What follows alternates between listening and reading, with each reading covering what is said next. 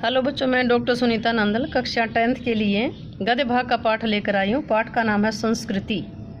पाठ कौन सा है? संस्कृति। लेखक हैं बदंत आनंद कौशल्यायन। लेखक का नाम है बदंत आनंद कौशल्यायन। पाठ का नाम है संस्कृति। तो आइए इसके अभ्यास के प्रश्न देखते हैं। लेखक की दृष्टि में सभ्यता और संस्कृति की सही समझ अब तक क्यों नहीं बन पाई?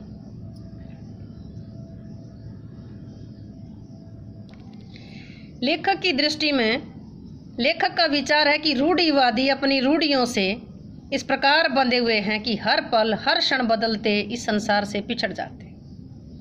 रूढ़िवादी अपनी रूढ़ियों से अपनी पुरानी रिवाजों से इस प्रकार बंधे हैं कि हर पल हर क्षण बदलते इस संसार से पिछड़ जाते हैं।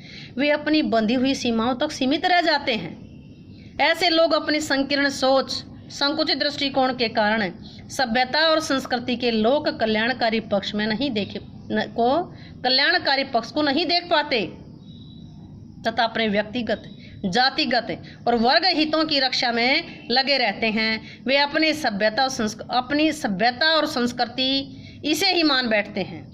यद्यपि सच्चाई ये है कि सभ्यता और संस्कृति में बिना किसी वर्गगत, बिना किसी जातिगत, यहाँ तक कि धर्मगत भावना का भी कोई स्थान नहीं होता।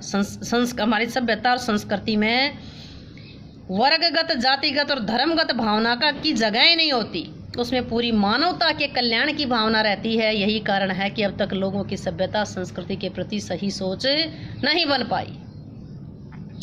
आग की खोज एक बहुत बड़ी खोज क्यों मानी जाती है? इस खोज के पीछे रही प्रेरणा के मुख्य स्रोत क्या रहे हो? आग की खोज एक बहुत बड़ी खोज है क्योंकि मनुष्य की सबसे बड़ी आवश्यकता को पूरा करती है। मनुष्य की मूलभूत आवश्यकताएं क्या थी? रोटी, कपड़ा और मकान। भोजन पकाने में आग भोजन पकाने में काम आती है। भोजन से मनुष्य की भूख समाप्त होती है। आज भी इस खोज का महत्व सर्वप्रिय है। आज भी हम हर सांस्कृतिक कार्य के आरंभ में दीप जलाते हैं। सर्दियों में तो आग का महत्व और भी बढ़ जाता है। ठंडी रात में जहाँ आग से तपन मिलती है वहाँ अंधेरा दूर भागता है। आदिम युग में केवल पेट की भूख को दूर करने के लिए आग की खोज की भावना रही होगी। इसके बाद आग के अन्य लाभ सामने आने पर इसे देवता के समान पूजा जाने लगा। आज भी आग का मानव जीवन में महत्वपूर्ण स्थान है। अगला है वास्तविक अर्थों में संस्कृत व्यक्ति किसे कहा जाता है? जो व्यक्ति अपनी बुद्धि और विवेक से मानवता को किसी नए तथ्य के दर्शन कराता, किसी अपने बुद्धि से, अपने ज्ञान से, अपने विवेक से मानवता को कोई नए दर्शन कराता है, अर्थात निस्वार्थ भाव से मानव कल्याण के, मानव की भलाई का कोई काम करता है, तो वास्तव में वो संस्कृत व्यक्ति है। ऐसा व्यक्ति आंतरिक प्रेरणा से नए नए आविष्कार करता रहता है। अगला है न्यूटन को संस्कृत मानव कहने के पीछे कौन से तर्क दिए गए? न्यूटन द्वारा प्रतिपादित सिद्धांतों एवं ज्ञान की कई दूसरी बारीकियों को जानने वाले लोग भी न्यूटन की तरह संस्कृत नहीं कहला सकते। क्यों? न्यूटन एक महान वैज्ञानिक थे। उन्होंने गुरुत्वाकर्षण के सिद्धांत का आविष्कार किया था। गुरुत्वाकर्षण का सिद्धांत क्या है? पेड़ से फल नीचे जमीन पर गिरता है, ऊपर से कोई चीज फेंकते हो तो नीचे पृथ्वी की गुरुत्वाकर्षण शक्ति के कारण नीचे की तरफ ही खिंचती है, नीचे की तरफ ही गिरती है। जो उनसे पहले जो सिद्धांत दिया था, कौन सा? गुरुत्वाकर्षण का जो सिद्धांत दिया था न्यूटन से पहले किसी ने नहीं दिया था। इसलिए वो क्या कहलाए? संस्कृत मानव। संस्कृत मानव वो कहलाएगा जो बिना किसी भेद भाव के सबके लिए नया काम करेगा।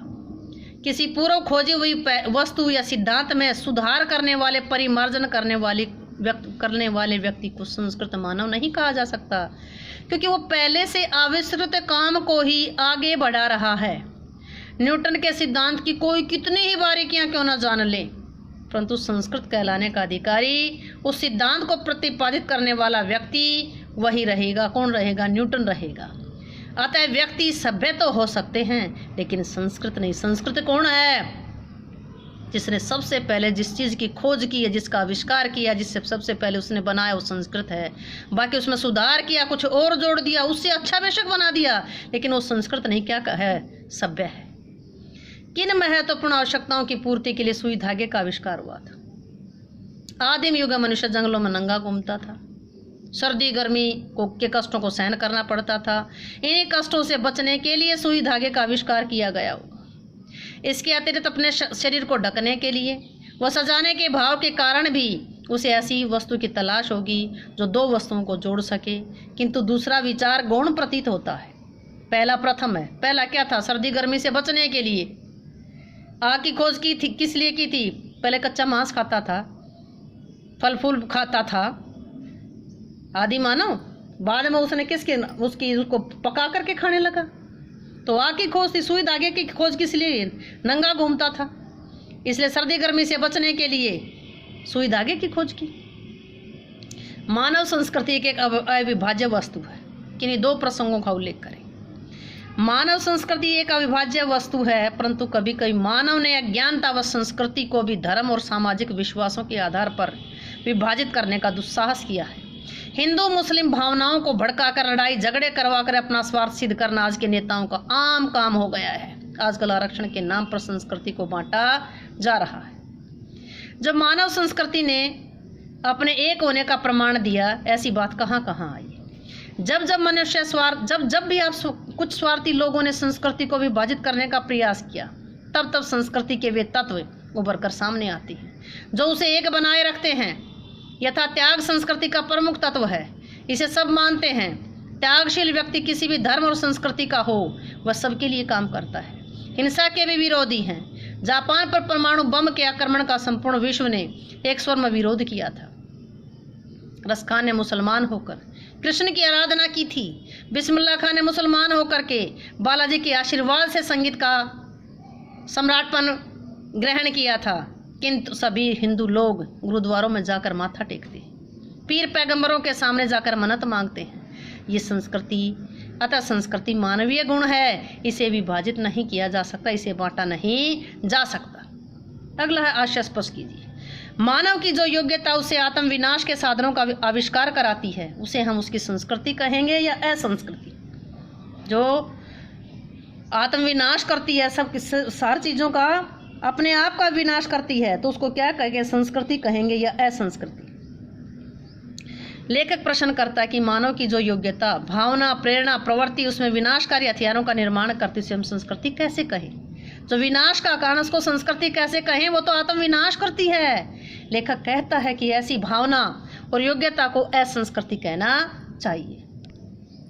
तो ये थे संस्कृति पाठ के अभ्यास के प्रश्न। उम्मीद है कि आपको समझ आए होंगे। समझ आए हैं तो वीडियो को लाइक करें, शेयर करें, चैनल को सब्सक्राइब करना ना भूलें।